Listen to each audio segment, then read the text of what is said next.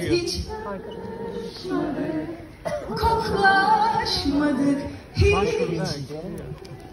O şişeden farz et o fallar tutmadı, yıldızlar barışmadı, hiç yorulmadık öpüşmekten. Senle bir rüya gördük, herkesin